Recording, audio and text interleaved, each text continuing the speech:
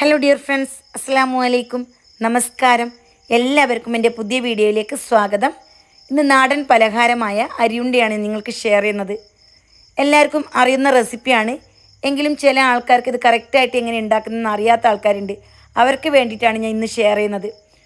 അപ്പോൾ അതിന് വേണ്ടി ഞാനിവിടെ 400 ഗ്രാം ശർക്കര എടുത്തിട്ടുണ്ട്, അതായത് വെല്ലം.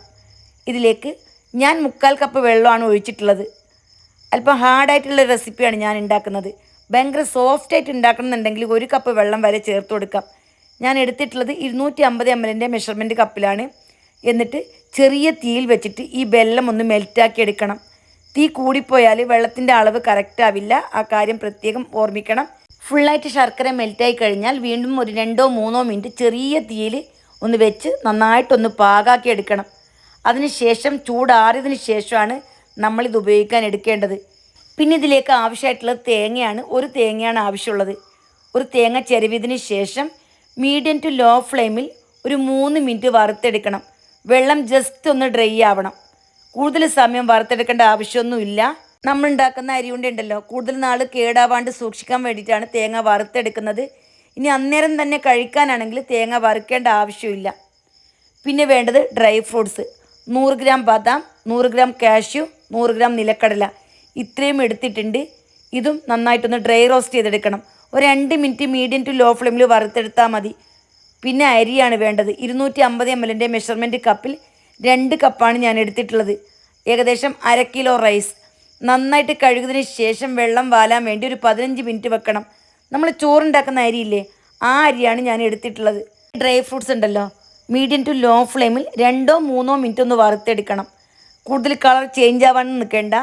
അതിനുശേഷം വേറൊരു പാത്രത്തിലേക്ക് തണിയാൻ വേണ്ടി വെക്കണം. തണിഞ്ഞതിന് ശേഷമാണ് നമ്മളിത് പൊടിച്ചെടുക്കുന്നത്. ഇവിടെ നന്നായിട്ട് പാകമായി വന്നിട്ടുണ്ട്. ഒരു മൂത്തൊരു മണം വരും. ആ മണം വരുമ്പോൾ നമുക്ക് ഫ്ലെയിം ഓഫാക്കാം. പിന്നെ അരി വറുത്തെടുക്കണം. ഞാനിവിടെ ചോറ് വെക്കുന്ന കുറുവ അരി ഉണ്ടല്ലോ, അതാണ് എടുത്തിട്ടുള്ളത്. ചോറ് വെക്കുന്ന ഏത് അരിയാലും കുഴപ്പമില്ല. നന്നായിട്ട് കഴുകിയതിന് ശേഷം വറുത്തെടുക്കണം. 250 ml മെഷർമെൻറ്റ് കപ്പിൽ 2 കപ്പാണ് എടുത്തിട്ടുള്ളത്. അരി കഴുകിയതിന് ശേഷം ഒരു 15 മിനിറ്റ് വെള്ളം വാലാൻ വേണ്ടി വെക്കണം. അതിന് ശേഷമാണ് വറുത്തെടുക്കേണ്ടത്. ഞാൻ ഫുൾ ഫ്ലെയിമിൽ വെച്ചിട്ടാണ് ഇത് വറുത്തെടുക്കുന്നത്. എൻ്റെ ഗ്യാസ് അടുപ്പിൻ്റെ വലിയ ബർണറിൽ 10 മിനിറ്റാണ് ഞാനിത് വറുത്തെടുത്തിട്ടുള്ളത്. ഒരു 3 മിനിറ്റ് ആകുമ്പോൾ തന്നെ നന്നായിട്ട് പൊട്ടിത്തെറിക്കാനൊക്കെ തുടങ്ങും. എന്നിട്ടും നന്നായിട്ട് കൈയെടുക്കാണ്ട് നല്ല പോലെ വറുത്തെടുക്കണം. അതിന് ശേഷം ചൂടാറാൻ വെയിറ്റ് ചെയ്യണം. ചൂടാറിക്കഴിഞ്ഞാൽ മിക്സിയുടെ ചെറിയ ജാറുണ്ടല്ലോ, അതിലാകുമ്പോൾ പെട്ടെന്ന് നന്നായിട്ട് പൊടിഞ്ഞ് കിട്ടും. നല്ല പോലെ നൈസായിട്ട് പൊടിച്ചെടുക്കണം.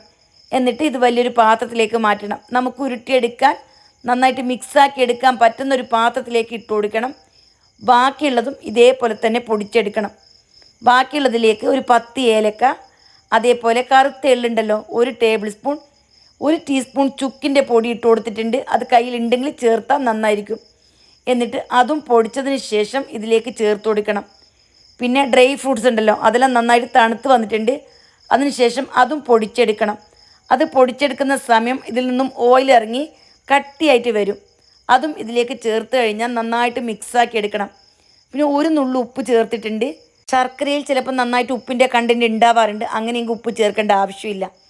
എന്നിട്ട് ഈ ബദാമും പൊടിച്ച അരി ഉണ്ടല്ലോ, ഇതെല്ലാം കൂടി നന്നായിട്ട് മിക്സാക്കി എടുക്കണം. ബദാം പൊടിച്ചെടുക്കുന്ന സമയത്ത് ഇങ്ങനെ കട്ടിയായിട്ട് വരും.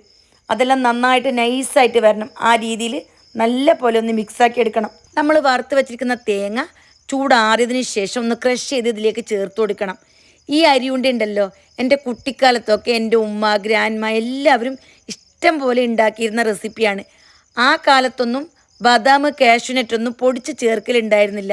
പകരമായിട്ട് കാഷ്യൂനറ്റും അതേപോലെ നിലക്കടല ഉണ്ടല്ലോ, ഇതെല്ലാം ഒന്ന് ചെറിയ ചെറിയ പീസാക്കിയിട്ട് ഇട്ട് കൊടുക്കും. അങ്ങനെയാണ് ചെയ്തുകൊണ്ടിരുന്നത്. ഇപ്പോൾ മക്കൾക്കെല്ലാം കഴിക്കാൻ വേണ്ടിയിട്ട് നമ്മളിങ്ങനെ പൊടിച്ചാണ് ചേർക്കുന്നത്. ഇനി നിങ്ങളുടെ കയ്യിൽ ഇല്ല എങ്കിൽ ഈ ഭാഗം സ്കിപ്പ് ചെയ്യാം. അതേപോലെ ചൂടാറിയതിന് ശേഷം ശർക്കര പാനി ചേർത്ത് നന്നായിട്ട് കുഴച്ച് നമുക്ക് ആവശ്യമുള്ള വലിപ്പത്തിൽ ഉരുട്ടിയെടുക്കണം. കയ്യിൽ അല്പം നെയ്യ് തടവിയാൽ നല്ല നെയ്യിൻ്റെ ഫ്ലേവറെല്ലാം കിട്ടുമ്പോൾ കഴിക്കാൻ നല്ല ടേസ്റ്റ് ആയിരിക്കും. എൻ്റെ ഉമ്മ, ഗ്രാൻഡ്മ എല്ലാം ഉണ്ടാക്കുന്ന അതേ അളവാണ് ഞാൻ നിങ്ങൾക്ക് ഷെയർ ചെയ്ത് തന്നിട്ടുള്ളത്. അതിൽ നട്ട്സ് പൊടിച്ച് ചേർക്കുന്നത് ഒഴികെ ബാക്കിയെല്ലാം ഇതേപോലെയാണ് ഉണ്ടാക്കുന്നത്. അപ്പോൾ തീർച്ചയായിട്ടും എൻ്റെ എല്ലാ കൂട്ടുകാരും ഈ രീതിയിലൊന്ന് ട്രൈ ചെയ്ത് നോക്കണം. എൻ്റെ ഗ്രാൻഡ്മ എൻ്റെ ഉമ്മാക്ക് പറഞ്ഞു കൊടുത്ത റെസിപ്പി ഉമ്മ എനിക്ക് പറഞ്ഞു തന്നു, ഞാൻ നിങ്ങൾക്ക് ഷെയർ ചെയ്യുന്നു. ആദ്യമായിട്ട് ഉണ്ടാക്കുന്ന എല്ലാവർക്കും ഇത് സക്സസ് ആയിട്ട് തന്നെ ഉണ്ടാക്കാൻ പറ്റും. ഞാൻ പറയുന്ന അളവുകൾ കറക്റ്റായിട്ട് എടുത്താൽ മതി. 1/2 കിലോ അരിക്ക് 400 ഗ്രാം ശർക്കരയാണ് കറക്റ്റായിട്ടുള്ള മധുരം. മധുരം കുറവ് മതി എന്നുണ്ടെങ്കിൽ 350 ഗ്രാം ചേർത്താൽ മതി. 1/4 കപ്പ് വെള്ളമാണ് ഞാൻ ഒഴിച്ചിട്ടുള്ളത്. കുറച്ചും കൂടി സോഫ്റ്റ് വേണമെന്നുണ്ടെങ്കിൽ 1 കപ്പ് വെള്ളം വരെ ചേർത്ത് കൊടുക്കാം. പിന്നെ 1 തേങ്ങ വറുത്ത് ചേർത്ത് കൊടുക്കണം. നിങ്ങൾക്ക് പെട്ടെന്ന് കഴിക്കാൻ വേണ്ടിയിട്ടാണെന്നുണ്ടെങ്കിൽ ശർക്കര ജസ്റ്റ് മെൽറ്റായാൽ മതി. അതേപോലെ തേങ്ങ വറുക്കാണ്ട് ഉപയോഗിച്ചാലും കുഴപ്പമൊന്നുമില്ല. എൻ്റെ എല്ലാ പ്രിയപ്പെട്ട കൂട്ടുകാരും നോമ്പിന് മുമ്പായിട്ട് തന്നെ ഈ ഒരു റെസിപ്പി ട്രൈ ചെയ്ത് നോക്കണം. നോമ്പായി കഴിഞ്ഞാൽ പിന്നെ ഇതൊന്നും കഴിക്കാൻ പറ്റില്ല. ഉണ്ടാക്കിയാൽ മാത്രം പോരാ, ഉണ്ടാക്കിയതിന് ശേഷം നിങ്ങളുടെ വിലയേറിയ ഉപദേശങ്ങളും നിർദ്ദേശങ്ങളും കമൻ്റായിട്ട് അറിയിക്കണം. പിന്നെ വീഡിയോ ഇഷ്ടപ്പെട്ടാൽ എല്ലാവരും ഒന്ന് ലൈക്ക് ചെയ്യണം. അതേപോലെ തന്നെ മറ്റുള്ളവർക്ക് ഷെയർ ചെയ്ത് തന്നെ സപ്പോർട്ട് ചെയ്യണം. പുതിയൊരു ഓപ്ഷൻ വന്നിട്ടുണ്ട്, ഹൈപ്പ് എന്ന് പറഞ്ഞിട്ട്. അതും കൂടി എനേബിൾ ചെയ്ത് എന്നെ സപ്പോർട്ട് ചെയ്യണം. അത് എനേബിൾ ചെയ്താൽ എനിക്ക് വളരെ ഉപകാരമാണ്. അതുകൊണ്ട് എന്നെ ഇഷ്ടപ്പെടുന്ന, എൻ്റെ റെസിപ്പി ഇഷ്ടപ്പെടുന്ന എല്ലാവരും ഹൈപ്പ് ചെയ്ത് സപ്പോർട്ട് ചെയ്യണം. പിന്നെ നോമ്പിന് പുതിയ പുതിയ നല്ല നല്ല കുഞ്ഞു കുഞ്ഞു ഐറ്റംസ് ഞാൻ ഷെയർ ചെയ്യുന്നതായിരിക്കും. നിങ്ങൾക്ക് വേണ്ട റെസിപ്പി എനിക്ക് കമൻറ്റ് ചെയ്യണം. അപ്പോൾ വീണ്ടും കാണാം. Bye bye.